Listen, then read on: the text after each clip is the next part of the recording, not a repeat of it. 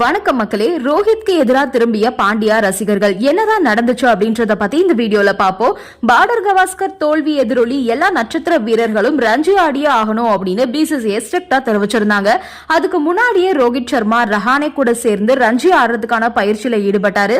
அதுக்கு காரணம் கம்பீர் தான். விராட் கோலி ரோஹித் சர்மா ரெண்டு பேருமே ரஞ்சி ஆடிதான் ஆகணும் அப்படின்னு கம்பீர் ஸ்ட்ரிக்டா சொன்னதால ரோஹித் சர்மா ரஞ்சி ஆட வந்தாரு.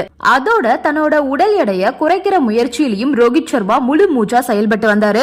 கிட்டத்தட்ட 10 வருஷத்துக்கு அப்புறமா ரோஹித் சர்மா ரஞ்சில ஆட வந்தாரு. பெரிய எதிர்பார்ப்பு இருந்துச்சு. ஆனா முதல் இன்னிங்ஸ்ல வெறும் 3 ரன்கள் மட்டுமே எடுத்து அவுட் ஆனாரு.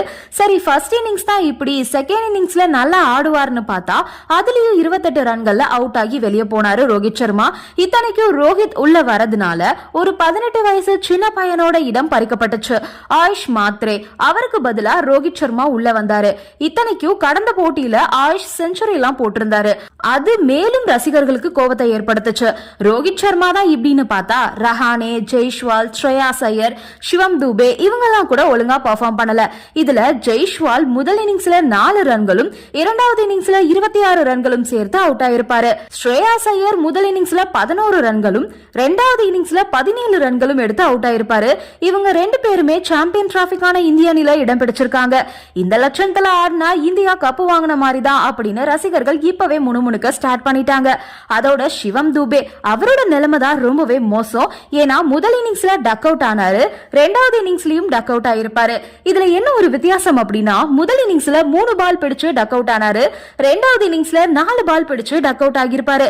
இவரோட பெர்ஃபார்மன்ஸ பார்த்துட்டு இந்திய அணியில இவருக்கு வாய்ப்பு கொடுக்காதது ரொம்பவே சரிதான் அப்படின்னு ரசிகர்களே ஒத்துக்கொள்ற அளவுக்கு ஆடி இருக்காரு சிவம் தூபே.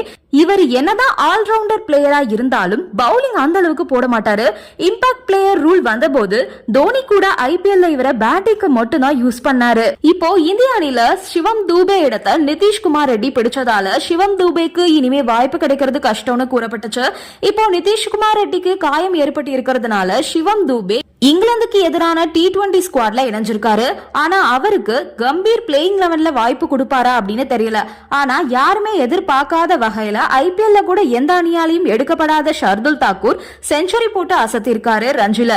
இதன் மூலமா தேர்வுக்குழு மற்றும் ரோஹித் சர்மாக்கு ஒரு மாஸ் பதிலடி கொடுத்திருக்காரு. அதுவும் 8வது இடத்துல களமிறங்கி முதல் இன்னிங்ஸ்ல அரை சதமும் இரண்டாவது இன்னிங்ஸ்ல 119 ரன்களையும் அடிச்சிருக்காரு.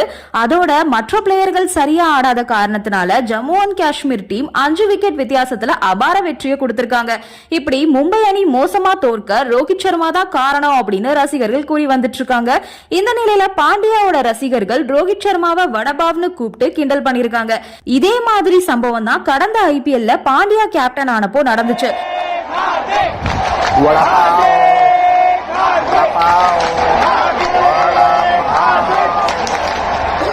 ரோஹித் ரசிகர்களால மட்டும் இல்ல, ஒட்டுமொத்த கிரிக்கெட் ரசிகர்களாலையும் வெறுக்கப்பட்ட பாண்டியா T20 உலக கோப்பையில கொடுத்த பெர்ஃபார்மன்ஸால ஒட்டுமொத்த இந்திய ரசிகர்களாலையும் பாராட்டப்பட்டாரு.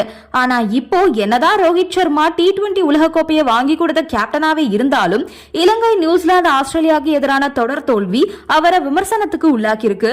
அதோட இப்போ பாண்டியா ரசிகர்கள் ரோஹித்தை வடபாப்னு சொல்லி கிண்டல் பண்ண இந்த வீடியோ ரொம்பவே வைரலா போயிட்டு இருக்கு.